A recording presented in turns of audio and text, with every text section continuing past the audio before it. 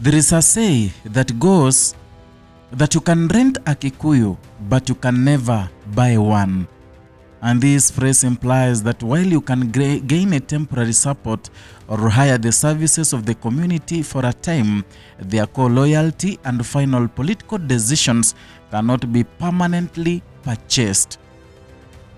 I think this phrase made a meaning today when the President of Kenya, William Ruto, toured the Murang'a County. There were many people who welcomed William Ruto, and the bloggers of UDA, the UDA allied MPs were all over social media, you know, happy, jumping up and down like horny dogs, you know, saying that the Mlima is never, or rather is not yet gone and can never be gone. Yeah. In fact, they were saying that it is an indication that Mlima Kenya is still with William Ruto. But when you look at that crowd, almost 3/4 of the crowd, it was about mobilization. Those people were paid to attend the meeting. Yeah, it has been happening. We saw it happen in Kisii County when William Ruto toured there. It's the same thing. It's the same script that is being used in the Murang'a County. So those people were paid simply because it's easier to confirm that. If you see a crowd with branded T-shirts, branded caps, like in this crowd here, you can easily tell that these people were mobilized before the meeting, before the day came. So these people, perhaps they came from different regions. They were ferried using school buses, like they always do. They were told to wear the uniforms. Yeah. If the crowd was organic, we couldn't be expecting the UDA caps. An organic crowd is a crowd where the people comes from their homes just to listen to the president. Yani, people love their president, for example, and they want to listen to him. You can see there, the crowd wasn't real. It was people who were paid to come and attend, perhaps join the chorus of singing Tutam. It's different. Yeah, and this thing of hiring a crowd has come to hit so much William Ruto.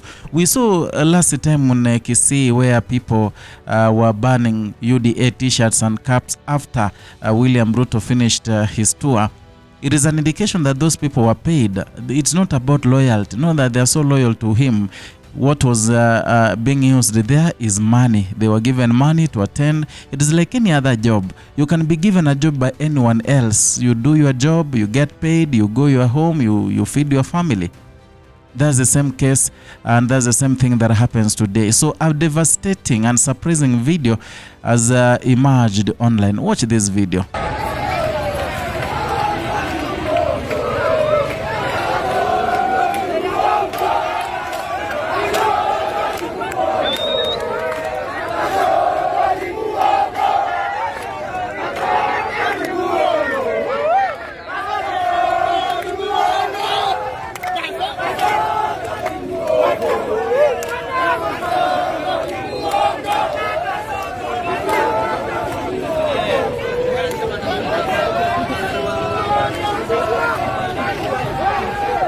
So if you hear these people, they are shouting, and it's not one person, two person, or two people.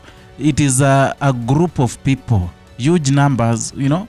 They were shouting, saying William Ruto is a liar.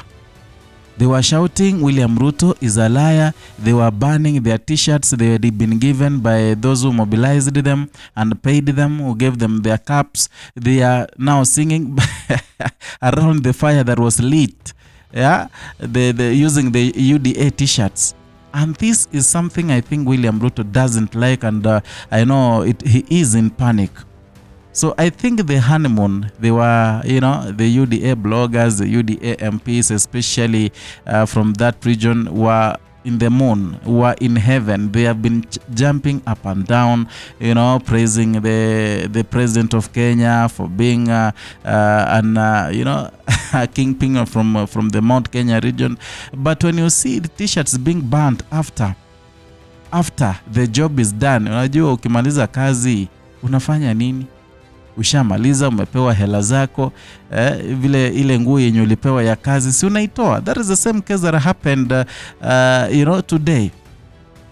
And I've been telling you not once in my videos that the Mount Kenya region in fact shifted long ago. The ground is so slippery.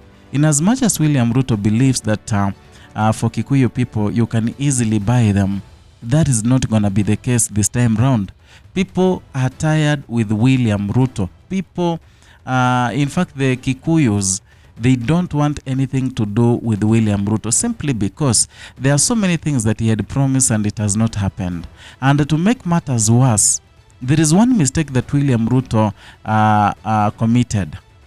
He committed, or rather he made a serious mistake by impeaching Rigathi Gachagua. I think he underestimated Rigathi Gachagua. Rigathi Gachagua, in as much as he is not the perfect person or the perfect leader for the Mount Kenya region, but he has the balls. He's been, attacking William Ruto head on, and that is what people want. Number two, Rigathi Gachagua has positioned himself as someone who is defending the community. Yeah. He has positioned himself as someone who wants good for the community. And the people from the Mount Kenya region have realized that the only person who means well for the community is Rigathi Gachagua. Whoever who came to them as an angel carrying Bibles, speaking their language, praising the Lord, praying, singing alongside them, they came to realize is not the person they thought he was. Yeah, in as much as the Mount Kenya region has a bigger share in William Ruto's government, the number of cabinet secretaries, the number of people given leadership in different places, parastatals, you can realize that many of them come from the Mount Kenya region. Yeah. But it seems these people have shifted. They shifted long ago. Rigathi Gachagua has really tried to pull them out from William Ruto's camp. And I'm seeing a situation whereby William Ruto is going to get very little votes from Mount Kenya region, as compared to what happened in 2022. In fact, even you can feel the mood in Mount Kenya region that they don't want William Ruto. So in as much as they may be so happy upon what happened today, as many people turned out up to attend his rally, wearing UDA T-shirts or UDA caps, let them not be deluded. Let them not be deluded by what they saw today in those crowds, because the Mount Kenya region is already gone. It's gone and will never come back. Yeah. And there is a time the former deputy president Rigathi Gachagua advised the people from the Mount Kenya region and told them, we are the business people. That is according to Rigathi Gachagua. The Kikuyus are businessmen, businesswomen. So when President William comes, they should demand a higher share so that they can be attending his meetings, his rallies. They shout two-term, they are given their due, they go home. That is what Rigathi Gachagua has been advising them. And I think they are heeding to whatever Rigathi Gachagua told them. And that is why today many people turned out wearing their T-shirts, the UDA T-shirts. And later on, after they've been given their share, William Ruto has gone, they lit those T-shirts, they burnt those caps, a clear indication that their loyalty is intact. And then as much as William Ruto had rented them, he didn't buy them, because you can never buy a Kikuyu man or rather woman. You can only hire him or her just for a few minutes, temporary. I don't know what you think. You can write your comment down there in the comment section. Let us talk. Let us have a debate there. Perhaps it can form a basis of whatever we're going to talk in the next video. If you're new here, kindly consider subscribing, liking, and sharing our content as a way of motivating us and also helping us grow this platform.